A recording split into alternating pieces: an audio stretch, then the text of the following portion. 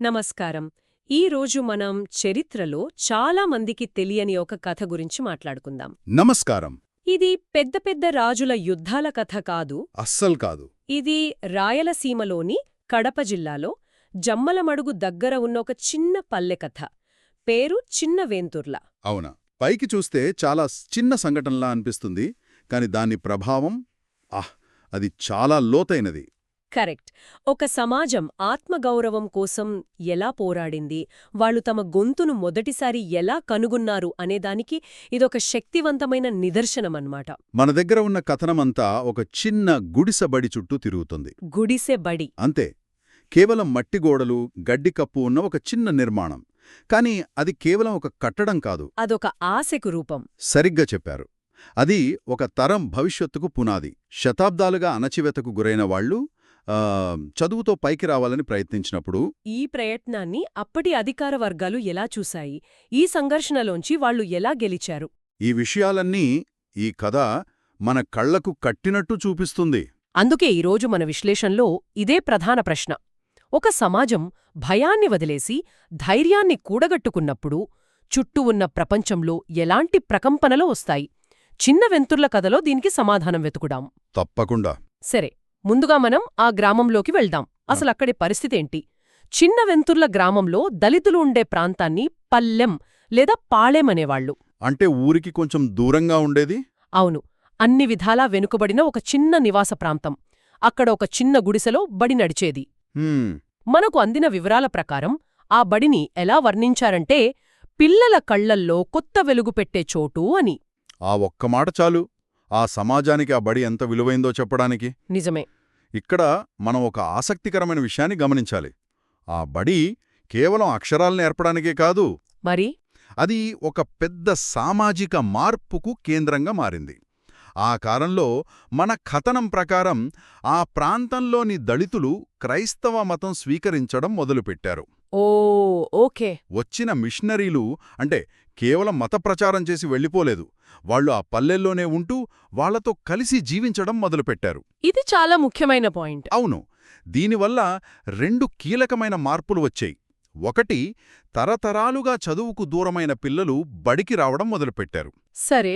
రెండు, అంతకన్నా ముఖ్యమైనది, రోజూ అవమానాలతో భయంతో బతికే పెద్దవాళ్లలో నెమ్మదిగా ఒక ఆత్మవిశ్వాసం, ఒక ధైర్యం మొలకెత్తడం ప్రారంభమైంది. అంటే విద్య ఒక తరాన్ని మారుస్తుంటే కొత్తగా వచ్చిన ఈ నమ్మకం, ఈ మద్దతు ఇంకో తరాన్ని నిలబెట్టడానికి ప్రయత్నిస్తోందనమాట. కరెక్ట్. కాని నాకొక ప్రశ్న. కేవలం చదువు, మతం మారడం వల్లే ఇంత ధైర్యమొస్తుందా? లేక ఆ మిషనరీలకు బ్రిటిష్ పాలనలో ఉన్న పలుకుబడి కూడా వాళ్లకు అండగా నిలబడిందా? చాలా మంచి ప్రశ్న అడిగారు. రెండూ కారణమే అని చెప్పాలి. విద్య వాళ్ల ఆలోచన విధానాన్ని మార్చింది. అంటే అన్యాయాన్ని ప్రశ్నించవచ్చనే ఒక ఆలోచన. అవును, ఆ స్పృహను కలిగించింది. ఇక మిషనరీల మద్దతు విషయానికొస్తే అది కేవలం నైతిక మద్దతు కాదు, అదొక ప్రత్యామ్నాయ అధికార కేంద్రం. ఆసక్తికరంగా ఉంది.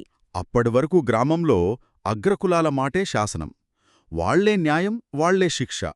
కాని మిషనరీల రాకతో ఆ సమీకరణం మారింది. అంటే తమకు అన్యాయం జరిగితే చెప్పుకోడానికి ఇంకో చోటు ఉందని ఒక నమ్మకం కలిగిందనమాట. సరిగ్గా, ఒక భరోసా.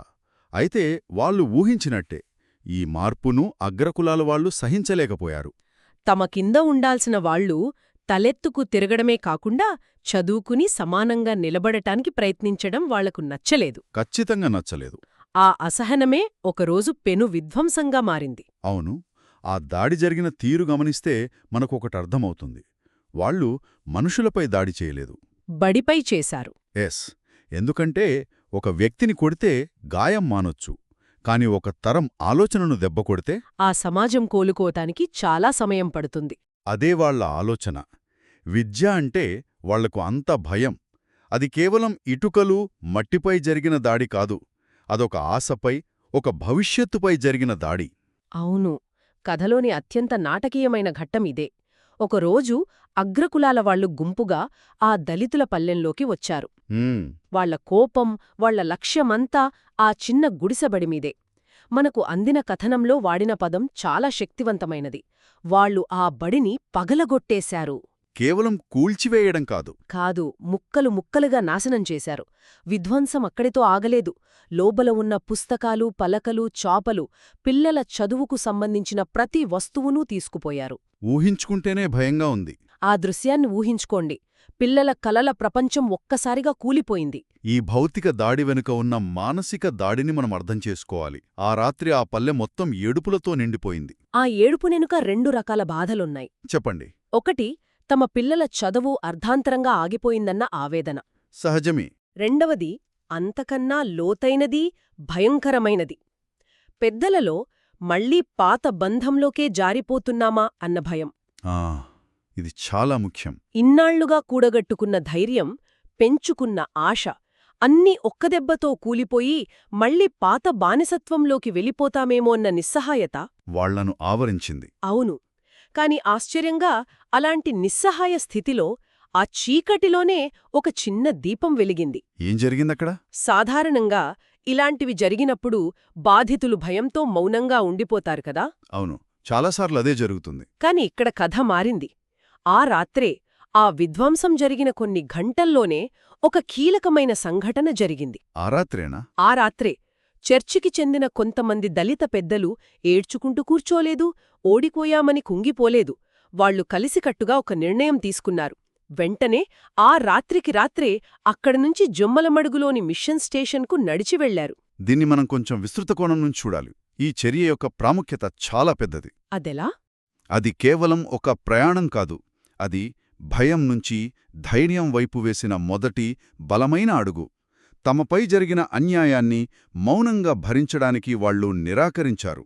తమకు అండగా ఉంటుందని నమ్మిన వ్యవస్థ వైపు వెళ్లారు. సరిగ్గా. ఇది వారిలో వచ్చిన చైతన్యానికి తిరుగులేని నిదర్శనం. ఒకప్పుడు అవమానం జరిగితే తలదించుకునేవాళ్లు ఇప్పుడు న్యాయం కోసం తలెత్తి నిలబడటం మొదలుపెట్టారు. ఒక కొత్త అధ్యాయానికి నాంది పలికారు. ఖచ్చితంగా. అయితే అసలు కథ ఇక్కడే మలుపు తీసుకుంది. జమ్మలమడుగులో ఆ మిషనరీ వాళ్ల ఫిర్యాదును విన్న తర్వాత స్పందించిన తీరు అద్భుతం. ఆయనేం చేశారు? ఆయన వాళ్లను ఓదార్చి ఏదో విచారిస్తామని చెప్పి పంపలేదు. వెంటనే చర్యకు ఉపక్రమించాడు. మరుసటి రోజు ఉదయాన్నే జరిగిన సంఘటన ఒక సినిమా దృశ్యంలా ఉంటుంది. ఆ మిషనరీ గుర్రంమీద స్వయంగా చిన్న వెంతుర్ల గ్రామానికొచ్చాడు. గుర్రం మీద? అవును, గుర్రంమీద. ఆ రాకలో ఒక అధికారముంది, ఒక భరోసా ఉంది. ఊరి మధ్యలో గుర్రం ఆపి నేరుగా అగ్రకులాల పెద్దలను పిలిపించాడు. ఓ, డైరెక్టుగా వాళ్లనే పిలిచారా? అవును. ఎటువంటి బెరుకు లేకుండా వాళ్ల కళ్లల్లోకి సూటిగా చూస్తూ చాలా స్పష్టంగా గంభీరమైన స్వరంతో మాట్లాడాడు.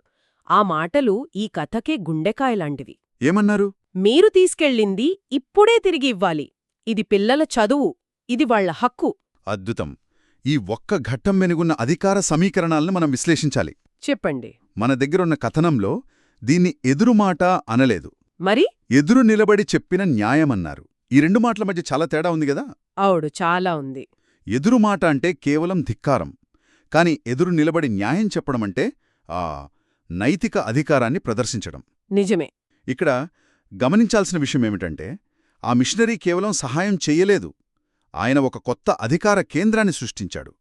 అప్పటి వరకు కేవలం అగ్రకులాలదే అధికారమైన చోట వారికి ధీటైన మరో శక్తి ఉందని, ఆ శక్తి న్యాయం వైపు నిలబడుతుందని నిరూపించాడు. అంటే అది కేవలం ఆ ఒక్కరోజుకు పరిమితమైన విజయం కాదు. అధికార సమీకరణాల్లో వచ్చిన ఒక శాశ్వత మార్పుకది సంకేతమంటారా? నిస్సందేహంగా. ఆలోచించండి. ఒక బయటి వ్యక్తి, ఒక విదేశీ మిషనరీ స్థానికంగా బలంగా వేళ్లూనుకుపోయిన ఆధిపత్యాన్ని బహిరంగంగా ప్రశ్నించడం అప్పటి సామాజిక పరిస్థితుల్లో ఊహించలేని విషయం. అస్సలు ఊహించలేం. దళితుల హక్కుల కోసం, అందులోనూ పిల్లల చదువు అనే ప్రాథమిక హక్కు కోసం ఆయన నిలబడటం ఆ అధికార వ్యవస్థ పునాదులను కదిలించింది. ఆ మాటల్లోని ధైర్యం, ఆ నిలబడ్డలోని నైతిక బలం పరిస్థితిని పూర్తిగా మార్చేశాయి. అది కేవలం ఒక వ్యక్తి గొంతు కాదు, అది మారుతున్న కాలపు గొంతు. ఆ తర్వాత ఏం జరిగిందో మనం సులభంగానే ఊహించవచ్చు. వాళ్లు తలవంచక తప్పలేదు. అవును. ఆ నైతిక అధికారం ముందు, బహుశా చట్టం తమవైపు ఉండదనే భయం ముందు వాళ్లు తలవంచారు. కథ ముగింపు ఎంతో సంతృప్తినిస్తుంది. ఆ రోజు సాయంత్రానికల్లా వాళ్లు ఎత్తుకెళ్లిన సామాన్లన్నీ ఒక్కటీ వదలకుండా తిరిగి పల్లెకు చేరాయి. పుస్తకాలు, పలకలు అన్నీ వెనక్కొచ్చాయి.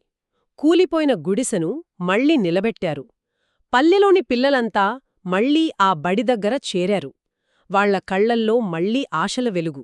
ఆ ఈ కథను చెప్పినవాళ్లు చివరిగా వాడిన ఒక వాక్యం మనసును కదిలిస్తుంది.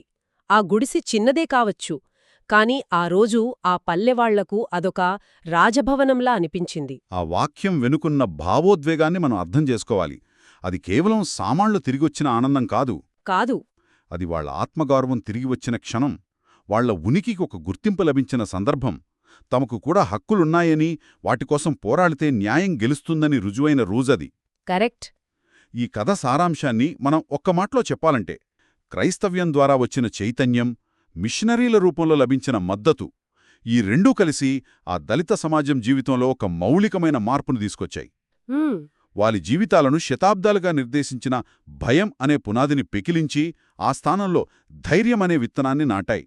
ఇది ఆ విత్తనం మొలకెత్తిన రోజు. అలా అయితే చిన్న వెంతుర్ల కథ ఒక కూల్చివేతతో మొదలై ఒక రాజభవనంలాంటి అనుభూతితో ముగిసింది. ఎంత మంచి ముగింపు! ఇది కేవలం కూలిపోయిన గుడిసెను మళ్లీ కట్టుకున్న కథ కాదు. అణిచివేతకు గురైన ఒక సమాజం తన గొంతుని ఎలా కనుగొందో, తమ హక్కుల కోసం ఎలా పోరాడాలో, ఎలా నేర్చుకుందో చెప్పే కథ. ఖచ్చితంగా. ఈ ఒక్క సంఘటన ద్వారా మనం అర్థం చేసుకోవాల్సింది చాలా ఉంది. మొదటిది, విద్య సాధికారతకు ఎంత శక్తివంతమైన సాధనమో ఈ కథ చూపిస్తుంది. అందుకే దాడి మొదట విద్యపైనే జరిగింది. సరిగ్గా. రెండవది, అణిచివేతకు గురైన వర్గాలకు బాహ్య మద్దతు లభించినప్పుడు అది వారిలో ఎంతటి ఆత్మవిశ్వాసాన్ని నింపగలదో ఈ కథ తెలియజేస్తుంది. ఆ మద్దతు లేకపోతే ఆ రాత్రి వారు బహుశా మౌనంగా రోదించి ఊరుకునేవారేమో. నిజమే. ఒక రకంగా చూస్తే ఇది గొప్ప విషయమే. కాని మరోవైపు తమ హక్కుల కోసం పోరాడటానికి కూడా వాళ్లకొక బయటి శక్తి అవసరమయ్యిందనడం కాస్త ఆలోచించాల్సిన విషయమే కదా. అది కూడా నిజమే. అది అప్పటి సామాజిక వాస్తవికత. అయితే ఇక్కడ మనం ఒక చివరి ప్రశ్నతో ముగిద్దాం. చెప్పండి. ఈ కథలో భయం స్థానంలో ధైర్యం వచ్చింది. ఒక సమూహంలో ధైర్యం వచ్చినప్పుడు దాన్ని మరో సమూహం ఎందుకు తమ అధికారానికి ముప్పుగా భావిస్తోంది? మంచి ప్రశ్న. ధైర్యం, అధికారం మధ్య ఉన్న ఈ సంఘర్షణ ఎప్పుడూ ఎందుకు జరుగుతూనే ఉంటోంది? ఒకరి ధైర్యం మరొకరికి ఎందుకు భయంగా మారుతోంది? దీని గురించి ఆలోచించాలి.